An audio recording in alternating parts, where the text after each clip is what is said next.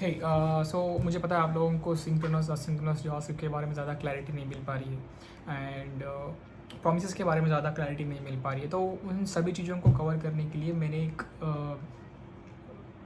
Plan किया है series run करने के लिए। तो हम स्टार्ट करेंगे सिंक्रोनस असिंक्रोनस के बारे में फ़र्स्ट ऑफ ऑल स्टडी करेंगे, फिर बाद में असिंक्रोनस क्या होता है जावास्क्रिप्ट के अंदर, जब जावास्क्रिप्ट सिंक्रोनस लैंग्वेज है उसके अंदर असिंक्रोनस चीज़ें कैसे काम करी, ये सारी जार्गन्स जो होती है हमारे दिमाग में क्लैरिटी नहीं ला पाती है। तो उस चीज़ को क्लियर करने के लिए मैंने ये कुछ सिक्वेंशल जो मतलब दिमाग में आपके दिमाग में होनी चाहिए उन चीज़ को पढ़ाने की कोशिश करूँगा।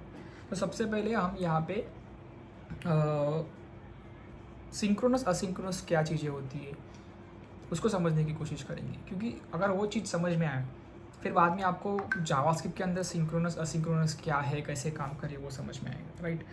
देन अगर जावास्क्रिप्ट सिंक्रोनस लैंग्वेज है तो असिंक्रोनस चीज़ें कैसे काम कर रही है, ये सारी डाउट्स हमको होती है एंड होनी भी चाहिए।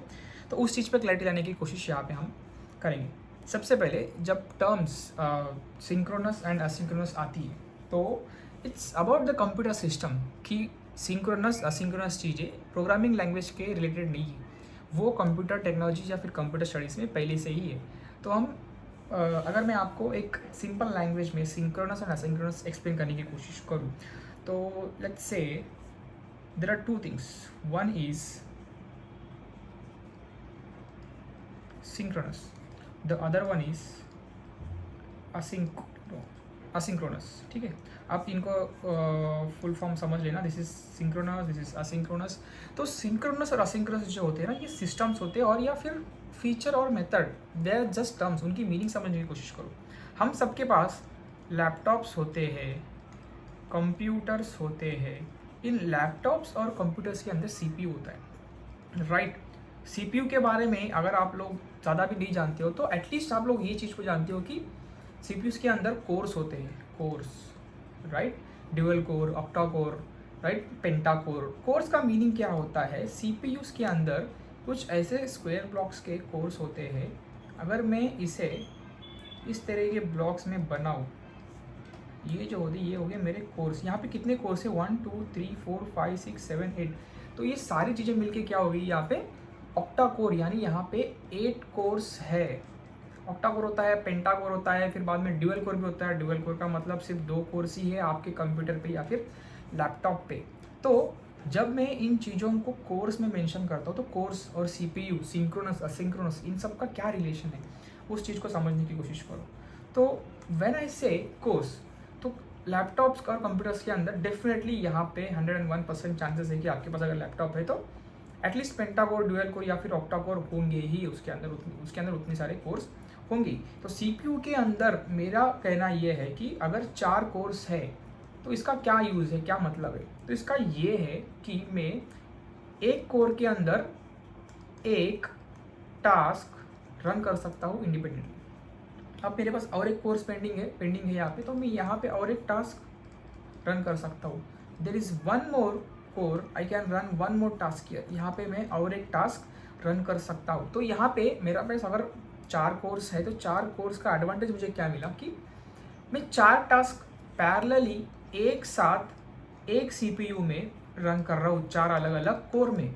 तो लेट्स से कि ये वाला टास्क 4 सेकेंड लेने वाला है, ये वाला टास्क 2 सेकेंड्स लेने वाला है और ये वाला टास्क कंप्लीट होने के लिए 3 seconds and this one is going to take some 2 seconds. तो आप, मैं अगर आपको पूछूं कि इस 1 2 3 4 टास्क को कंप्लीट होने के लिए टोटल टाइम कितना कंज्यूम हुआ, तो आप शायद ये सोचेंगे कि नहीं 4 + 3 + 2 + 2, तो इन सबको सम करूँगा तो total time consume to execute this task is 4 4 8 1 2 3 12। तो आपको लगेगा 12 सेकेंड, नो दैट्स रॉन्ग। तो 4 कोर्स पैरेलली काम कर रहे हैं, मतलब चारों टास्क 1 2 3 4 जो टास्क है ये 4 अलग अलग कोर्स में अलग अलग टाइम पे एग्जीक्यूट हो रहे हैं, पैरेलली टाइम पे, एक ही टाइम पे एग्जीक्यूट हो रहे हैं। तो it's taking the parallel timing. अगर टास्क 1 4 सेकेंड ले रहे हैं, 1 2 3 4, यहाँ पे टास्क 1 कंप्लीट हो गया। टास्क 2 कितना टाइम रहता, 1 2 हो गया complete. Task 3 is going to take 1 2 3 seconds. Task 4 ने 2 seconds लिए. So what is the maximum time it took to complete the task is 4 seconds. So that is the advantage of having multiple cores in your computer system. यहाँ पे चीज़ें आती है synchronous asynchronous के बारे में डिस्कस करने वाली. तो there are programming languages that are asynchronous. For example Java, जहाँ पे मल्टीपल टास्क को अलग अलग कोर्स में डिवाइड करके हम फास्टली कोड को एग्जीक्यूट कर सकते हैं, रन कर सकते हैं. But if you go to JavaScript के डेफिनेशन के अंदर यू विल सी कि JavaScript is synchronous single threaded language.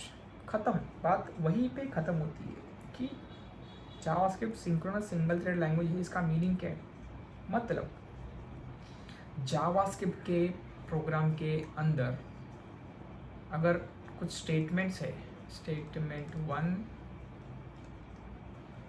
Statement 2, statement 3, statement 4. Let's assume कि this is a function in your JavaScript. तो मेरा डेफिनेशन क्या कहता है कि JavaScript is synchronous single thread language. तो उस डेफिनेशन के हिसाब से मेरे जावास्क्रिप्ट के अंदर एक ही थ्रेड है. थ्रेड यानी लेट्स सपोज एक फ्लो, एक टास्क का फ्लो, ये मेरा थ्रेड है. तो यहाँ पे एक ही थ्रेड है जावास्क्रिप्ट के अंदर और सिंक्रोनस है, एक टाइम पे एक ही टास्क कर सकता है. उसका मीनिंग वो होता है कि मैं सिंक्रोनस हूँ, सिंगल थ्रेड हूँ. सिंगल थ्रेड मतलब मेरे पास काम करने के लिए एक ही थ्रेड है. This is my starting point, this is my ending point. तो सिंगल थ्रेड के अंदर क्या होता है कि मेरे पास इतने सारे स्टेटमेंट्स और टास्क जो भी है मुझे परफॉर्म करने, तो मैं इस टास्क को यहाँ पे परफॉर्म करूँगा और ये परफॉर्म होने के बाद ही मैं यहाँ पे मूव हो सकता हूँ और टास्क 2 मतलब स्टेप 2 परफॉर्म कर सकता हूँ. स्टेप 2 फिर ये कंप्लीट होने के बाद ही मैं यहाँ पे आके स्टेप 3 वाला ऑपरेशन परफॉर्म कर सकता हूँ. And then here it goes the step 4. तो इसका मीनिंग ये होता है कि JavaScript is synchronous. This is synchronous single threaded language. तो यहाँ पे असिंक्रोनस चीज़ों को हैंडल करने की ज़रूरत क्यों आई? असिंक्रोनस चीज़ें होती क्या है, मतलब वो होनी ही क्यों चाहिए? तो ये सवाल आपके दिमाग में आना चाहिए. Let's look into the same statements and same function. Let's say कि ये स्टेटमेंट कुछ नहीं था, ये कंसोल लॉक था, तो मैंने सिर्फ प्रिंट किया स्क्रीन के ऊपर, hello this task is completed now. Okay, now मेरा step number 2 is an operation और एक ऐसा फंक्शन जो क्या कर रहा है, बहुत सारा टाइम कंज्यूम कर रहा है कंप्लीट होने के लिए. फॉर एग्जांपल 2 सेकेंड्स 3 सेकेंड्स, और ये बहुत ज़्यादा टाइम होता है बाय द वे. अगर आपको नहीं लगता कि 2 सेकेंड 3 सेकेंड बहुत ज़्यादा टाइम है कोडिंग के अंदर, this is too much time. तो स्टेप 2 मेरा क्या कर रहा है, इट्स टेकिंग लेट्स से आपको ज़्यादा लगने के लिए 10 सेकेंड्स ले रहा है वो कंप्लीट होने के लिए. कुछ तो मतलब बड़ा काम कर रहा है वो. Let's say let's not go into the coding part, but it is taking 10 seconds. तो यहाँ पे क्या हुआ, JavaScript is synchronous single threaded language. मतलब मैं एक टाइम पे एक ही काम करूँगा, लेकिन ये वाला काम अकेला 10 सेकेंड लेने वाला है और ये वाले काम जो है ये पेंडिंग में रहेंगे. जब तक ऊपर वाला काम कंप्लीट ना हो तब तक ये काम होएंगे ही नहीं, राइट? तो यूज़र एक्सपीरियंस वाइज ये जो चीज़ है ये बैड एक्सपीरियंस है. मतलब मैं 10 सेकेंड वेट करूँ तब तक मेरा वेब पेज, मेरा वेब एप्लीकेशन रेस्पॉन्स ही नहीं करेगा. Now this 10 seconds of execution, I don't want it on my main thread. मतलब जब मुझे पता है कि कोई टास्क टाइम कंज्यूमिंग है, ज़्यादा टाइम लेने वाली है, तो मैं उसे इस मेन थ्रेड में क्यों रखूँ? मेन थ्रेड में रख के मैं बाकी चीज़ों को क्यों ब्लॉक करूँ? This is a question. अगर आपके पास ये दिमाग में क्वेश्चन आया तो आपको इस चीज़ का आंसर पता चलेगा. अच्छा, मतलब जो भी जावास्क्रिप्ट या फिर किसी भी प्रोग्रामिंग लैंग्वेज में टास्क ऐसे होते हैं जो ज़्यादा टाइम कंज्यूम करने वाले होते हैं, उनको मेन थ्रेड से हटाओ. मेन थ्रेड से हटा के कहीं बाजू मतलब साइड पे रख दो. This is my main thread. यहाँ पे एक ऐसा टास्क आया जो 10 सेकेंड्स कंप्लीट मतलब 10 सेकेंड्स यूज़ करने वाला है, तो मैं नहीं चाहता उसको मेन थ्रेड पे रखूँ. मैं क्या करूँगा, इसको यहाँ से हटा के साइड पे किसी और एग्जीक्यूशन में रख दूंगा. अब इसके बारे में हम बाद में डिस्कस करते हैं. बट मैंने क्या किया कि भाई तू ज़्यादा टाइम लेने वाला है, तो यहाँ से हट के यहाँ पे जाके एग्जीक्यूट हो जाए मेरे को नहीं पता, मैं बाकी का काम आगे कंप्लीट करते रहूँगा। फास्ट फॉरवर्ड एग्जीक्यूशन, मेरे को ये भी कंप्लीट करना है, मेरे को ये भी कंप्लीट करना है, मेरे को ये भी कंप्लीट करना है, ऐसे JavaScript. Now this is what we called as asynchronous operation। मतलब asynchronous operations are those operations which run in parallel। देखो मेरे पैरेलल सिस्टम के अंदर मैं ये भी चीज़ यहाँ पे पैरेलल रन कर रहा हूँ। 10 सेकेंड वाला टास्क मैंने यहाँ से उठा के बाहर रख दिया किसी और एग्जीक्यूशन मतलब जगह पे, जहाँ पे वो साथ में एग्जीक्यूट हो रहा है, राइट। ये भी एग्जीक्यूट हो रहा है, ये भी एग्जीक्यूट हो रहा है। एक किसी को जब ये अपना एग्जीक्यूशन कंप्लीट होगा तो ये यहाँ पे आके रिपोर्ट करेगा और बताएगा कि भाई मेरा एग्जीक्यूशन कंप्लीट हो चुका है, प्लीज़ मुझे अभी आगे प्रोसेस कर। दिस इज व्हाट वी से एज असिंक्रोनस ऑपरेशन। और जावास्क्रिप्ट इनको हैंडल करने का एक अलग तरीका है एंड उस चीज़ के बारे में हम लोग आगे वाले चैप्टर्स में पढ़ेंगे। तो सिंक्रोनस और असिंक्रोनस चीज़ों के बारे में अगर आपको थोड़ी सी अंडरस्टैंडिंग आ गई तो मैं कुछ एग्जांपल देता हूँ कि असिंक्रोनस टास्क कौन से होने के चांसेस है या फिर होते हैं। सिंक्रोनस के अंदर ज़्यादातर लोगों को हम सबको ये एक कॉमन पता है कि सेट टाइम आउट, क्योंकि ये 10 सेकेंड 5 सेकेंड जो भी टाइम आप बताओगे उतना टाइम होने के बाद ही अपने अंदर वाला फंक्शन एग्जीक्यूट करेगा। तो this is time consuming task. Second, the most common used example is fetching data from server, right?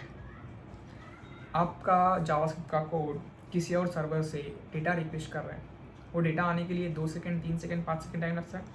This is time consuming. तो ये सारे टाइम कंज्यूमिंग चीज़ों को हमें असिंक्रोनस वे में हैंडल करना है। और ये सारी चीज़ें बाय द वे असिंक्रोनस होती है और असिंक्रोनस होना भी चाहिए। तो अगर आपको ये चीज़ समझ में आ गई तो इसके बाद हम कुछ कोड एग्जांपल्स देखेंगे एंड कोड एग्जांपल्स के साथ साथ नेक्स्ट वीडियो में मैं प्रॉमिसेस के बारे में बात करूँगा। तो अगर मैं आपको यहाँ पे दिखाऊँ तो लुक एट दिस प्रोग्राम, ठीक है। सिंक्रोनस सिंगल थ्रेडेड लैंग्वेज का एग्जांपल यहाँ पे, this is my simple JavaScript code. इसके अंदर कुछ नहीं, कंसोल लॉग स्टेटमेंट्स है, मैथमेटिकल ऑपरेशन। यहाँ पे एक एरे है, फिर एरे के अंदर मैंने नंबर पुश किया है एंड उस एरे को मैं प्रिंट कर रहा हूँ। Then this is some message, यहाँ पे कुछ एडिशनल ऑपरेशन है। और जब मैं एग्जीक्यूट करूँ आप देख सकते हो it is single step, single thread, single output. यहाँ पे कोई ऐसा टाइम कंज्यूमिंग टास्क है ही नहीं। स्टार्टिंग द प्रोग्राम, आउटपुट में स्टार्टिंग द प्रोग्राम आया। फिर बाद में मेरा यहाँ पे कंसोल लॉग किया मैंने, स्टेप 2 इनिशियल नंबर, तो इनिशियल नंबर मेरा जैसा था वैसा 10 प्रिंट हो गया, 10 असाइन होके। देन मैंने स्टेप 2 परफॉर्म किया, यहाँ पे number is equal to number plus 5, मतलब 10 + 5 इज 15। वो ऑपरेशन परफॉर्म करके मैं नेक्स्ट स्टेप पे आया, I am printing that number 15। Then I came to the next step, okay मैं यहाँ पे एरे क्रिएट कर रहा हूँ 1 2 3 4 5, मेरा एरे क्रिएट हो गया। Then I am going to the next step, array dot push number, number के अंदर 15 है, मतलब 1 2 3 4 5 के बाद 15 प्रिंट होना चाहिए। तो मैं यहाँ पे कंसोल लॉग कर रहा हूँ एरेस को, मेरे एरेस का आउटपुट भी it's exactly what I want. Then यहाँ पे एक message, JavaScript is amazing which is in small case. इसको मैं अगले स्टेप के अंदर क्या कर रहा हूँ, अपर केस में कन्वर्ट कर रहा हूँ। अपर केस कन्वर्ट हो चुका है and the next step is printing the message as it is. तो यही सिंपल एग्जांपल देने का मेरा रीज़न क्या है कि आप देखो सारे स्टेप जो परफॉर्म हो रहे हैं वो step by step one after one perform हो रहे हैं, right. Now when I will go to this program जहाँ पे थोड़ा सा अलग ऑपरेशंस कर रहे हैं हम, टाइम कंज्यूमिंग को मैं एक्सप्लेन करने के लिए ये वाला प्रोग्राम बता रहा हूँ। तो यहाँ पे look at this one, so it's simple console log statement start of a program. Then मैं एक सिंक्रोनस टाइम कंज्यूमिंग ब्लॉक यहाँ पे रखा हूँ। देखो अभी सिंक्रोनस टाइम कंज्यूमिंग ब्लॉक का मतलब ये मेन थ्रेड में ही रहेगा, मतलब ये फंक्शन अभी एग्जीक्यूशन स्टार्ट जब भी होगा इस फंक्शन का वो मेन थ्रेड में ही रह के एग्जीक्यूट होगा। अब मेन थ्रेड में एग्जीक्यूट रहकर ही होगा, इसका मतलब क्या होता है कि आगे मैं स्टेप्स होने नहीं दूंगा, मैं उस थ्रेड को ब्लॉक करके रहूँगा। देन मैंने और एक यहाँ पे फंक्शन ऐड किया, that is function async task console log set time out फिर मैं 2 सेकंड का टाइम आउट देख के ये प्रिंट करने वाला हूँ। अब इतना प्रोग्राम मेरा लिखा है। तो यहाँ पे टाइम कंज्यूमिंग टास्क को मैं ये कॉल कर रहा हूँ। सो टाइम कंज्यूमिंग टास्क जब भी कॉल होता है तो क्या हो रहा है यहाँ पे, this is the time consuming task. तो यहाँ पे आया, सबसे पहले तो मेरा प्रोग्राम का output start of the program, then मैं इस फंक्शन को कॉल किया टाइम कंज्यूमिंग टास्क, तो मेरा एग्जीक्यूशन यहाँ पे आएगा। देन इसके अंदर I am going to print this one, this is start of a time consuming task, तो ये हो गया। Then sum is equal to 0, then this is the task which is going to execute so much of time, right. यहाँ पे 1 से लेके 1e⁸ मतलब almost 1 crore और 1 बिलियन सम ऑफ कुछ ऑपरेशंस होने वाले हैं, वो फॉर लूप उतने टाइम रन वाले। This is going to take a good amount of time, but यहाँ पे ये फास्ट चलता है क्योंकि ये सर्वर पे चलता होगा। देन मैं प्रिंट कर रहा हूँ ये वाला ब्लॉक, ओके। तो ये सारे स्टेप जो है वन आफ्टर वन एग्जीक्यूट होंगे, 1 फिर बाद में 2 फिर बाद में 3 फिर बाद में 4। आप यहाँ पे आउटपुट पे चेक करो, starting a time consuming task, फिर बाद में टाइम कंज्यूमिंग टास्क कंप्लीट होने के बाद मैं उसको प्रिंट कर रहा हूँ। ये सारे steps as it is print हो गए, okay. Now after execution of this one मैं क्या कर रहा हूँ, असिंक्रोनस टास्क को कॉल कर रहा हूँ। तो जब मैं इस चीज़ को कॉल करूँगा, फंक्शन कॉल मेरा यहाँ पे आएगा, फंक्शन सिंक्रोनस टास्क। देन मैं इसके अंदर आने के बाद console log start asynchronous task वाला प्रिंट करूँगा। स्टार्ट असिंक्रोनस टास्क प्रिंट कर दिया मैंने। Now look at this code, set time out function क्या करता है, उसको अभी जावा स्क्रिप्ट को पता है कि ये 2 सेकेंड टाइम लेने वाला है, and this function is asynchronous function. Java script उसको असिंक्रोनस मानता है, असिंक्रोनसली बिहेव मतलब ट्रीट करता है। तो सेट टाइम आउट जैसे ही मिला, जावा स्क्रिप्ट ने उसको हटा के मेन थ्रेड से हटा के साइड पे रख दिया और बोला कि भाई जब तुम्हारा एग्जीक्यूशन कंप्लीट होगा तभी तो जब तुम्हारा मेन एग्जीक्यूशन कभी कंप्लीट होगा तभी तुम आके मेन थ्रेड को इन्फॉर्म कर देना तुम्हारा काम कंप्लीट हो चुका है, तो मैं उसके हिसाब से प्रोसेस करूँगा। तो ये टास्क सेपरेट हो चुका है अभी मेन थ्रेड से, मेरा अभी ये प्रिंट हो गया because this step is going to take 2 seconds, it is gone out of the main thread, मतलब मेन थ्रेड से बाहर आ चुका है।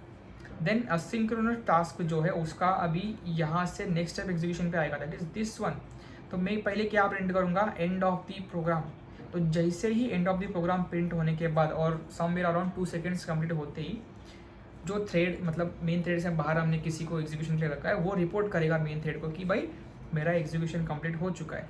तो तब जाके फिर हम ये स्टेप को कंप्लीट करेंगे, that is synchronous task is completed after 2 seconds. आप यहाँ पे देख सकते हो एंड ऑफ प्रोग्राम पहले प्रिंट हुआ, फिर बाद में asynchronous task completed after 2 seconds print हुआ, right. This is what we are doing.